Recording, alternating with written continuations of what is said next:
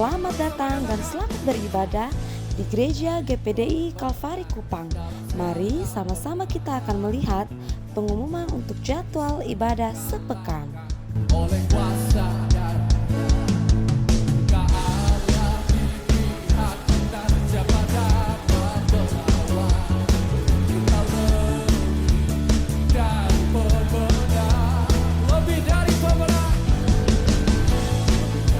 pemenang dalam segala perkara. Oleh kuasa darah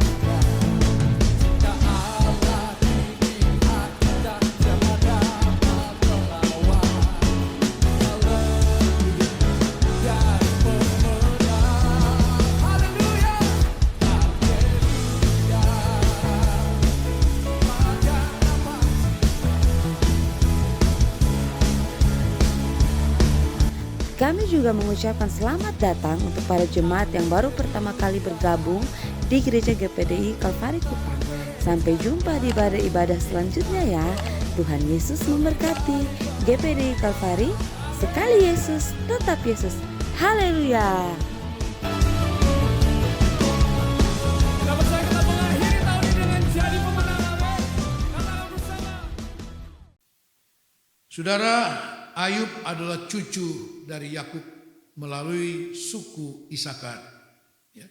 Saudara bisa lihat itu dalam Kejadian pasal 46 ayat yang ke-13. Ya. Nah, saudara-saudara, kita masih dalam pelajaran tentang mencapai standar Allah. Ya. Mencapai standar Allah dalam kehidupan sebagai orang percaya. Sebagai anak Tuhan, Ayub memiliki standar hidup rohani yang sesuai dengan firman Tuhan. Sebab yang akan di bawah Allah sampai kepada standar Allah yaitu iman yang murni adalah mereka anak-anak Tuhan yang punya standar hidup rohani sesuai dengan firman Tuhan. Ya. Nah, saudara-saudara, Ayub memiliki standar rohani yang sesuai dengan firman Tuhan seperti ayat yang kita baca tadi. Ya. Sehingga Ayub menjadi kebanggaan dari Tuhan. Ya. Dibanggakan Tuhan di hadapan iblis.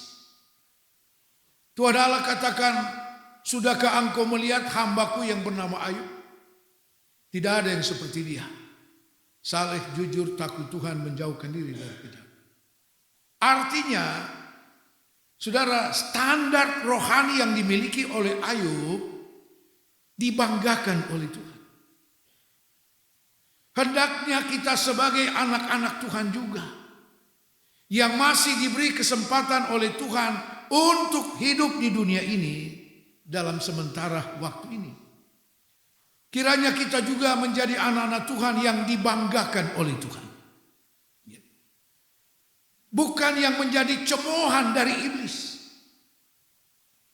Kiranya tidak ada alasan dalam kehidupan kita yang kemudian dipakai iblis untuk menuduh kita di hadapan Tuhan. Karena Alkitab katakan iblis adalah penuduh segala saudara kita. Sebagaimana iblis pernah menuduh Musa di hadapan Tuhan. Ketika Tuhan menghidupkan kembali Musa dan dibawa ke sorga, iblis bilang dia tidak pantas, dia pernah membunuh. Tapi iblis lupa, Musa dan bangsa Israel keluar dari Mesir oleh penebusan darah anak domba.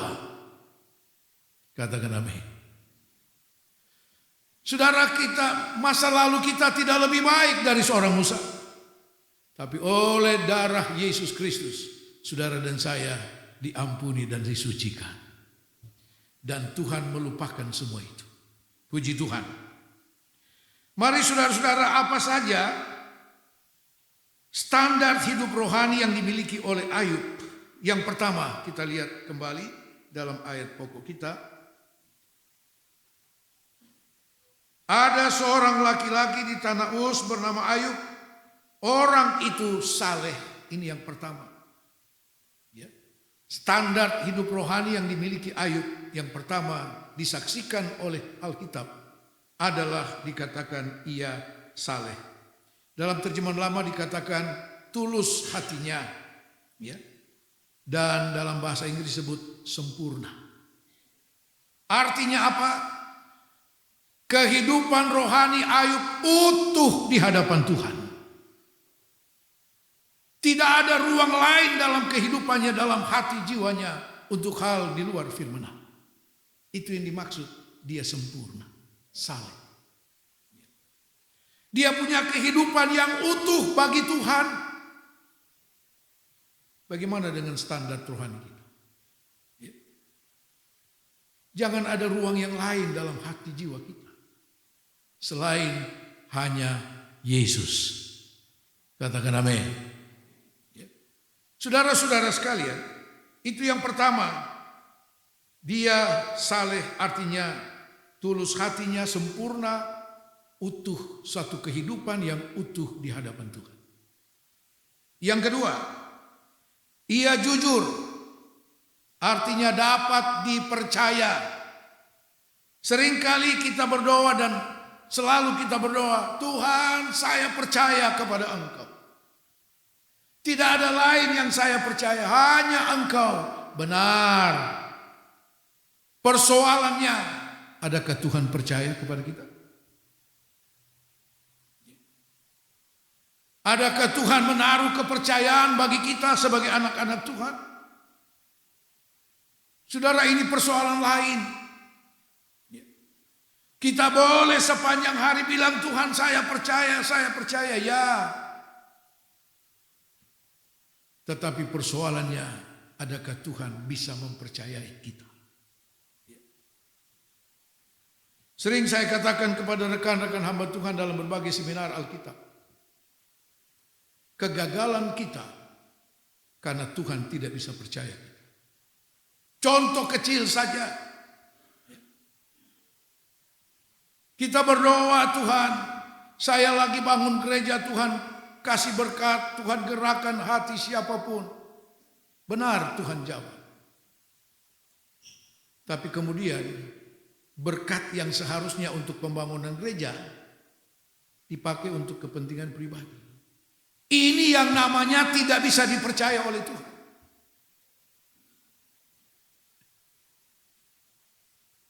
Kalau Tuhan bisa jawab, Tuhan bilang, lu kedua kali lah ya. Saudara, satu waktu saya diundang untuk satu pelayanan Natal di Banjarmasin. Satu minggu sebelum saya berangkat ke Banjarmasin, dapat berita ibu mertua kami meninggal di Manado. Jadi saya harus rubah tiket untuk ke Manado dulu, baru ke Banjarmasin. Pemakaman tepat pada hari Sabtu dan hari itu saya harus ke Banjarmasin dari Manado. Nah, yang memimpin pemakaman adalah Ibu Ketua MD Sulawesi Utara. Ya, gembala dari suatu gereja yang saya mau katakan yang paling besar di Indonesia di kalangan GPD. Jemaatnya 3-5 ribu orang. Ya. Selesai ibadah pemakaman, kami keluarga mengelilingi jenazah. Begitu selesai, amin, dia balik belakang, dia lihat saya, dia bilang, bro, nanti besok pagi ya, layani di Samrat, gereja Samrat, lebih dikenal dengan Samrat karena dia terletak di jalan Samratulangi, Manado. Saya bilang, aduh, sesuatu minta maaf. Loh kenapa? Ini siang saya harus berangkat ke Banjarmasin. Ada apa? Pelayanan Natal. Oh, begitu ya? Iya. Saya balik belakang, saya lihat ajudan saya ada. Saya bilang kalau sesuatu tidak keberatan, ada asisten saya. Siapa? Mana? Ini anak saya. Donald. Dia bilang, oh ya, boleh, silakan. Setelah semua sudah pulang, masih tersisa keponakan-keponakan. Ada yang bilang begini, bro, umur-umur saya jadi pendeta, baru ini kali saya dengar ada hamba Tuhan yang tolak untuk khotbah di Samrat. Saya bilang, sudah kamu yang Allah tidak bisa percaya. Jadi maunya kamu saya batalkan itu pelayanan di Banjarmasin, walaupun di sana jemaat kecil, karena pelayanan yang tempat besar. Sudah kamu yang Tuhan tidak bisa percaya. Saudara, orang jujur adalah orang yang bisa dipercaya, punya integritas rohani. Katakan amin. Ya. Haleluya. Saudara-saudara, Ayub memiliki standar kehidupan rohani yang sesuai dengan firman Tuhan. Orang yang dapat dipercaya. Kita dengar firman Tuhan, kita jawab haleluya. Benarkah saudara lakukan? Nah, saudara-saudara, yang berikut kita lihat dalam Amsal pasal 3. Amsal pasal 3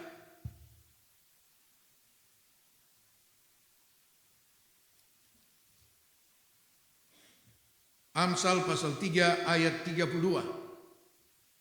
Karena orang yang sesat adalah kekejian bagi Tuhan, tetapi dengan orang jujur ia bergaul erat. Haleluya. Ya.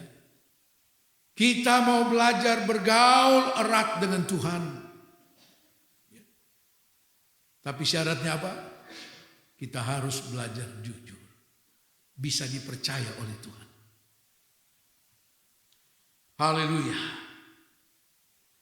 Mazmur 37 ayat 37. Mazmur 37 ayat 37.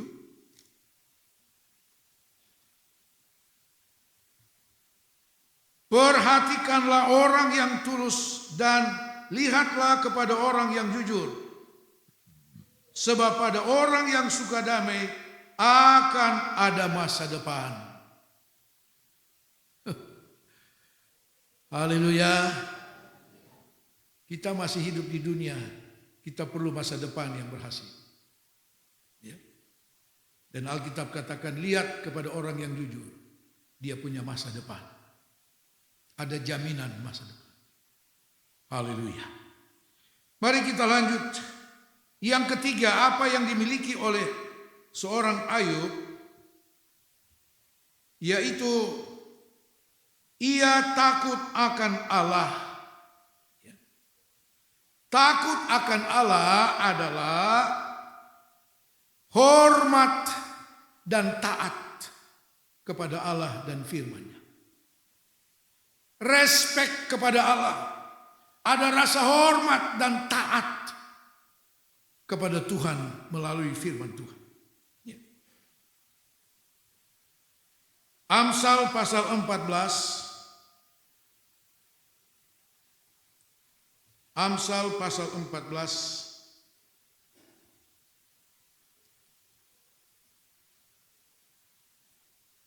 ayat 26 dan ayat 27. Dalam takut akan Tuhan ada ketentraman yang besar, bahkan ada perlindungan bagi anak-anaknya. Takut akan Tuhan adalah sumber kehidupan, sehingga orang terhindar dari jerat maut.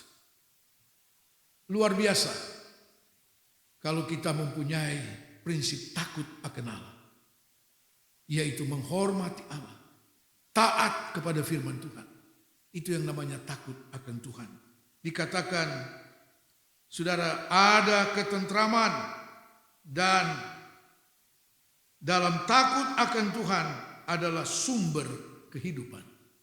Haleluya. Puji Tuhan. Kemudian kita melihat Mazmur 25 ayat 14. Mazmur 25 ayat 14. Mazmur 25 ayat 14.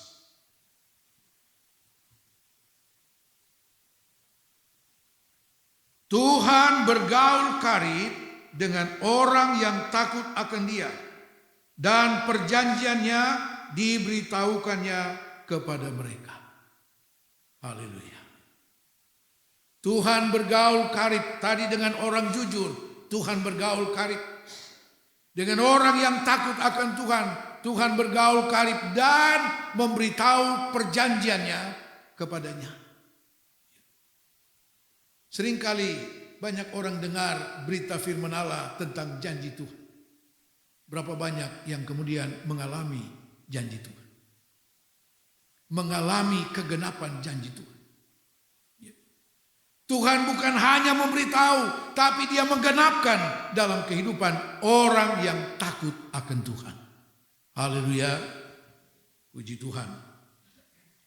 Yang keempat, apa yang dimiliki oleh Ayub dalam kehidupan rohaninya, ia menjauhi kejahatan. Menjauhkan diri dari kejahatan. Artinya, Ayub tidak pernah kompromi dengan kejahatan. Tidak pernah kompromi dengan hal-hal yang menyimpang dari firman Tuhan. Dulu ada seorang pengusaha kontraktor, dia bilang sama saya, Pak Pendeta, dunia sekarang susah. Ya. Dalam pekerjaan kita pun sekarang, susah. Jadi kalau kita tidak main begini-begini sedikit, kita tidak dapat apa-apa. Saya bilang model ular ya. Saya tanya, Pak tahu tujuannya yang begini kemana? Tapi tidak bisa Pak Pendeta, susah kita. Saya bilang itu urusanmu dengan Tuhan. Ya. Menjauhi diri dari kejahatan. Saudara-saudara, Efesus pasal 4 ayat 27 katakan, jangan memberi kesempatan kepada iblis. Ya. Jangan memberi ruang, jangan memberi peluang apapun. Dalam bentuk kompromi apapun, saudara. Ya. Dengan tidak kompromi, saudara tidak akan mati. Kok tidak ada haleluya? Ya.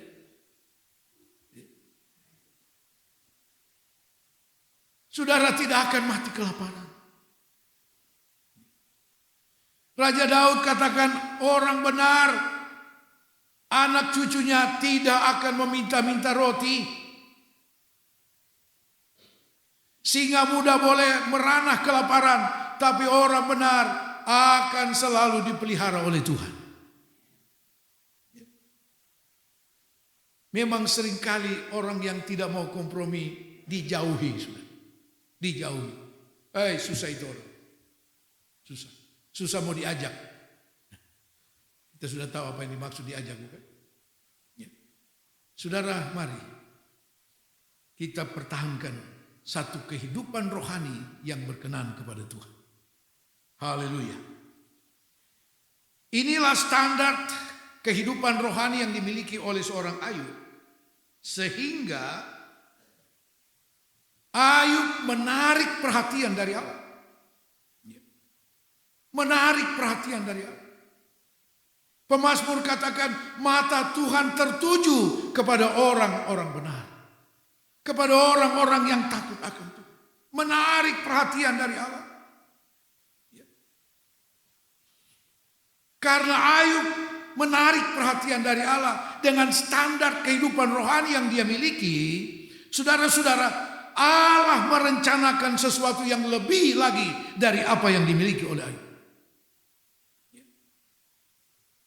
Saudara, rencana Allah terus bekerja dalam setiap kehidupan orang Kristen, orang percaya yang punya standar rohani. Allah kita Allah yang dinamis, Allah yang bergerak maju. Dengan siapa? Dengan mereka yang punya standar rohani yang berkenan kepada Tuhan. Allah tidak bisa sabar dan tunggu mereka yang masih bermain-main dengan dunia. Tidak. Karena Alkitab katakan, orang yang benar akan bertambah benar, yang suci akan bertambah suci. Tetapi orang yang tidak benar juga akan bertambah tidak benar. Ya. Nah, saudara-saudara sekalian, menarik perhatian dari Tuhan. Ya. Kehidupan rohani dari Ayub. Tuhan bukan sekedar membanggakan dia, tapi Tuhan memulaikan satu rencana baru bagi Ayub. Untuk apa? Mencapai standar Allah. Dan memang prosesnya tidak enak. Ya. Mari kita lihat kenapa harus mencapai standar Allah. Kembali kepada ayat pokok kita dalam surat Ibrani pasal 11 ayat 6. Tanpa iman Allah tidak berkenan. Tidak ada orang berkenan tanpa iman. Itu standar dari Allah. Apakah kehidupan Ayub belum berkenan? Berkenan kepada Allah, tapi dia harus mencapai standar dari Allah, yaitu iman yang murni. Iman yang murni. Sebab orang yang memiliki iman menurut standar Allah, itulah yang dicari Tuhan ketika dia datang kembali. Ya. Nah, saudara-saudara, lalu caranya Allah untuk meningkatkan status daripada Ayub yang sekedar memiliki standar rohani kepada standar dari Allah. Ada satu proses. Mari kita lihat, saudara. Apa yang kemudian dialami oleh Ayub? Allah mengizinkan iblis mencobai Ayub dengan merampas semua kekayaannya, merampas anak-anaknya, dan merampas kesehatannya. Kita tahu semua. Ketika iblis menghadap Tuhan, Tuhan bilang, engkau melihat Ayub, hambaku yang saleh jujur, tidak ada yang seperti dia. Iblis bilang, sudah lama saya incar dia. Jadi saudara, ketika kita memiliki standar kehidupan rohani yang benar sesuai firman Allah, bukan cuma Allah yang menaruh perhatian kepada kita, iblis juga. Iblis juga. Saudara-saudara, dan ternyata iblis bisa merampas semua itu dari Ayub. Tetapi Allah mau tingkatkan status standar rohani daripada Ayub kepada standar Allah. Sebab dengan iman Ayub mengalahkan maut yang hampir merenggut jiwanya. Nah, saudara-saudara, Allah izinkan itu. Tuhan Allah bilang kepada iblis, silakan kalau engkau mau mencobai dia, silakan. Hanya nyawanya engkau tidak berkuasa. Maka pencobaan itu pun datang kepada Ayub. Saudara-saudara sekalian, secara manusia itu sangat sulit untuk bisa diterima dan dimengerti. Tuhan, saya sudah hidup benar, jujur, takut Tuhan, menjauhkan diri dari kejahatan, tidak ada kompromi apapun. Kenapa ini harus terjadi? Bukankah seringkali kita menemui situasi seperti ini? Dan kita mulai bertanya kepada Tuhan. Ayub pun sempat bertanya kepada Tuhan. Secara manusia tidak masuk di akal. Saudara-saudara, tetapi mari kita lihat bagaimana sikap rohani Ayub menanggapi apa yang Tuhan izinkan di Allah. Pertama-tama yang harus dipahami bahwa situasi itu diizinkan oleh Tuhan. Katakan amin. Sebab iblis tidak bisa berbuat apa-apa tanpa Allah izinkan. Iblis akui itu. Dia bilang, Tuhan, begitu kuat perlindunganmu kepada Ayub, kepada semua yang dia punya. Engkau lindungi seperti pagar api. Jangan sampai, saudara, iblis lebih tahu kekuatan perlindungan Allah daripada kita sendiri. Sehingga muncul berbagai kekhawatiran, ketakutan, ragu-ragu dan sebagainya. Padahal iblis sendiri tahu, kasihan itu anak Tuhan. Tuhannya ada lindungi dia baik-baik, tapi dia penuh dengan kekhawatiran. Jangan sampai seperti itu. Ya. Kita harus sungguh-sungguh yakin betapa kuatnya perlindungan Tuhan bagi saudara dan saya. Katakan amin. Ya. Nah saudara, semua dirampas oleh iblis. Ya. Persoalannya bagaimana sikap rohani Ayub menghadapi ini. Ya. Yang pertama, jadi Ayub memahami bahwa itu semua diizinkan oleh Tuhan. Ketika Ayub berkata, Tuhan yang memberi, Tuhan juga yang mengambil. Haleluya.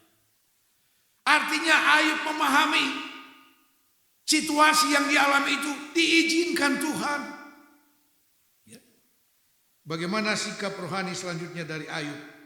Kita lihat Ayub pasal 5, Ayub 5 ayat 8 dan ayat 9. Tetapi tentu aku akan mencari Allah, dan kepada Allah aku akan mengadukan perkaraku.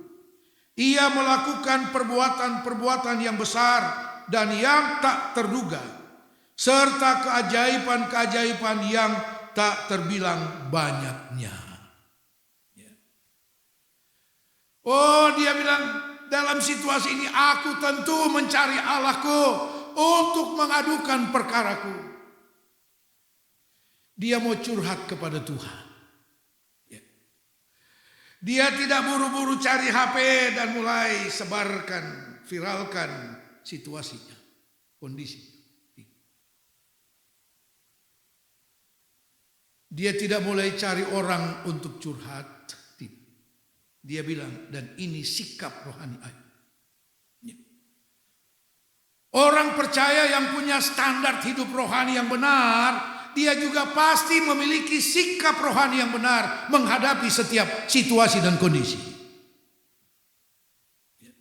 Dan ini sikap yang benar. Cari Tuhan. Cari Tuhan. Bukan cari siapa-siapa, cari Tuhan. Karena dia yang mengerti seluruh rahasia hidup ini. Daud katakan, hidupku, jalan hidupku ada di dalam tangan Tuhan. Ya. Mazmur pasal 62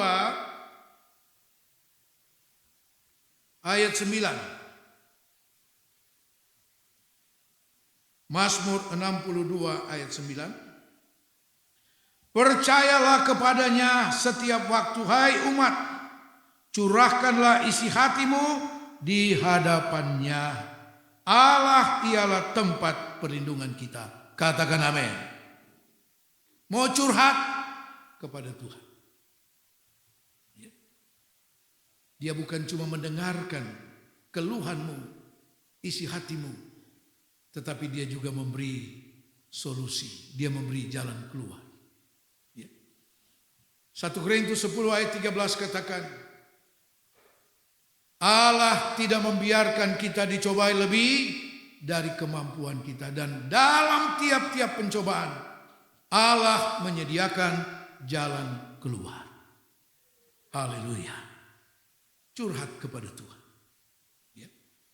Nah saudara-saudara, itu sikap rohani pertama daripada Ayub menghadapi kondisinya yang sangat-sangat sulit, saudara, yaitu mencari Tuhan.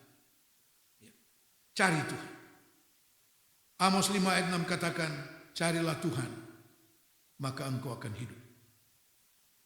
Yang berikut, bagaimana sikap rohani daripada Ayub? Secara manusia sangat sulit untuk bisa dimengerti, saudara. Yohanes pasal 13 Yohanes 13 ayat 7. Jawab Yesus kepadanya, apa yang kuperbuat engkau tidak tahu sekarang, tetapi engkau akan mengertinya kelak. Banyak hal yang seringkali kita tidak mengerti, bukan? Sangat bertentangan dengan logika kita. Sangat bertentangan dengan apa yang kita bisa pikirkan. Saudara, tapi Yesus katakan, sekarang engkau belum tahu, tapi nanti engkau akan mengerti. Dan itu yang kemudian diungkapkan oleh Ayub. Dalam Ayub pasal 42 ayat 5 dia katakan, dahulu aku hanya mendengar engkau dari kata orang, tapi sekarang aku melihat dengan mataku sendiri. Haleluya. Yang berikut, saudara, bagaimana sikap rohani daripada Ayub menghadapi tantangan ini? Di dalam ayat 17, Ayub pasal 5 ayat 17 dan 18. Sesungguhnya berbahagialah manusia yang ditegur Allah, sebab itu janganlah engkau menolak didikan yang Maha Kuasa. Karena dialah yang melukai, tetapi dia juga yang membebat. Dia yang memukuli, tetapi yang tangannya menyembuhkan pula. Ya. Ini pemahaman Ayub, sikap Ayub terhadap pencobaan yang dia. Kalau Tuhan izinkan dia dilukai, Tuhan juga yang akan mengobati. Tuhan juga yang akan membebat. Haleluya. Mari kita lihat, saudara. Yang ketiga, sikap rohani Ayub. Ayub 19. Ayub 19. Ayat 25 sampai ayat 27. Tetapi aku tahu penebusku hidup, dan akhirnya ia akan bangkit di antara debu. Juga sesudah kulit tubuhku sangat rusak, tanpa dagingku pun aku akan melihat Allah. Yang aku sendiri akan melihat memihak kepadaku. Mataku sendiri menyaksikannya dan bukan orang lain. Hati sanubariku merana karena rindu. Saudara melihat bagaimana sikap rohani Ayub. Dia membandingkan apa yang pernah dia miliki dibanding dengan penebusnya. Dia bilang tidak ada apa-apa yang dia pernah alami. Bahkan Ayub pertaruhkan, sekalipun daging tubuhku ini hancur luluh, fisik manusia ini bisa hancur luluh, tapi dari dalam badanku aku akan memandang dia. Ayub memahami ada sesuatu yang sangat berharga dalam dirinya. Dibanding dengan apa yang pernah dia miliki, ada sesuatu yang paling berharga, yaitu keselamatan jiwanya. Itu dipahami dan itu sikap rohani dari Ayub. Apalah artinya semua kehidupan ini yang kita miliki, bahkan tubuh ini sekalipun, karena ada sesuatu yang jauh lebih berharga yang Ayub pahami ada di dalam dirinya, yaitu keselamatan jiwa. Dan itu hanya dia peroleh dari penebusnya yang hidup, Tuhan Yesus Kristus. Haleluya.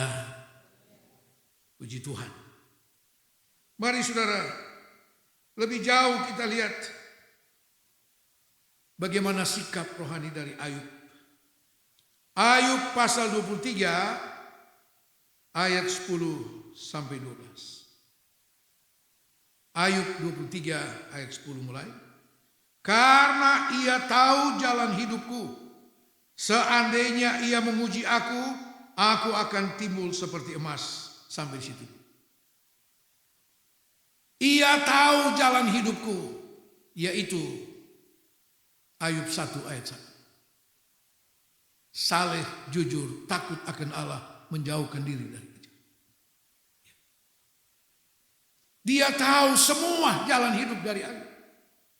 Dia tidak ada kompromi dengan hal-hal dunia. Nah saudara-saudara, sebab itu lalu Ayub katakan, seandainya ia memuji aku akan timbul seperti emas. Akhirnya Ayub sampai kepada satu pemahaman.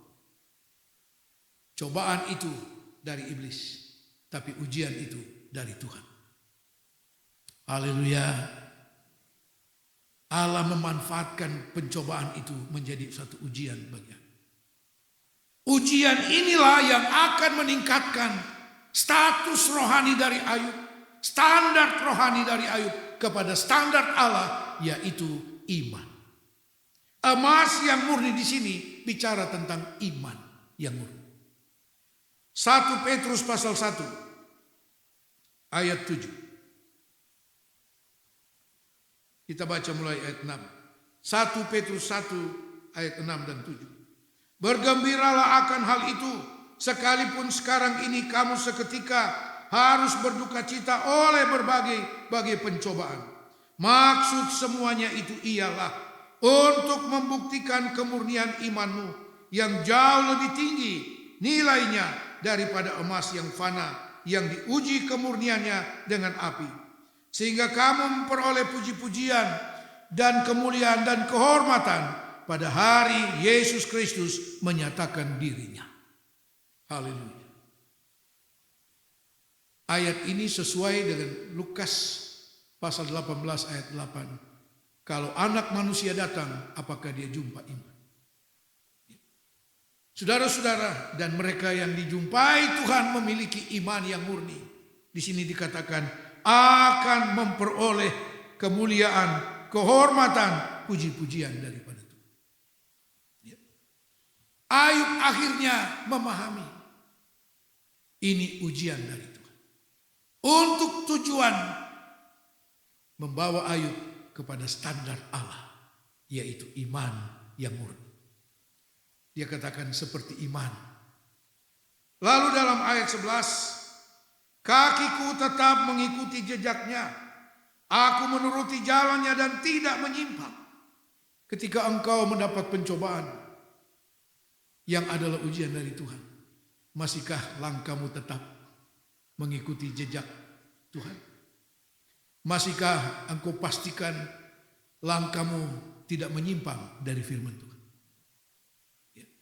Ini yang Ayub katakan. Kakiku tetap mengikuti jejaknya. Aku menuruti jalannya dan tidak menyimpang. Perintah dari bibirnya tidak kulanggar. Dalam sanubariku kusimpan ucapan mulutnya. Ayat 13. Tetapi ia tidak pernah berubah. Siapa dapat menghalangi dia? Apa yang dikehendakinya dilaksanakannya juga. Ketika Allah merencanakan sesuatu bagimu, tidak ada yang bisa menghalangi saudara. Dan Allah tetap akan melakukannya. Karena apa? Allah punya maksud yang mulia. Membawa saudara dan saya kepada standar dari Allah. Supaya kita belajar berdiri atas kaki kita sendiri. Atas iman kita. Itu maksud dari Allah. Bagian-bagian sebelumnya kita sudah pelajari bagaimana kepentingan iman bagi kita. Saudara-saudara, dan ini maksud daripada Tuhan. Ketika Tuhan mulai merencanakan sesuatu bagimu, tidak ada yang bisa menghalangi. Ini pengakuan dari seorang Ayub. Ayub punya standar kehidupan rohani yang sesuai firman Tuhan, dibanggakan Tuhan. Tapi itu tidak harus menghalangi Tuhan untuk melakukan rencana lebih besar bagi Ayub. Demikian juga dengan setiap kita. Katakan amin. Ya. Seringkali Allah harus menyingkirkan semua dari kita. Tuhan seringkali mengizinkan kita tidak berada pada zona nyaman. Ya. Tidak berada pada zona nyaman. Membawa kepada situasi dan kondisi yang sangat sulit. Seperti yang saya katakan tadi, secara manusia tidak bisa dimengerti, tidak bisa diterima. Tetapi ketahuilah, kalau Tuhan memulaikan sesuatu, tidak ada yang bisa menghalangi. Apa yang dikehendakinya, dilaksanakannya juga. Ya. Ayat 14. Karena ia akan menyelesaikan apa yang ditetapkannya atasku. dan banyak lagi hal yang serupa itu dimaksudkan. Tuhan memulaikan, tapi Tuhan pasti menyelesaikan. Haleluya. Pengkhotbah katakan, Tuhan buat semua indah pada waktunya. Waktunya Tuhan, waktunya ketika Tuhan menyelesaikan. Ya. Ketika Tuhan menyelesaikan proses keadaan yang sulit yang Tuhan izinkan. Dan semua akan indah pada waktunya. Ketika kita memaksakan waktu kita, justru tidak menjadi indah.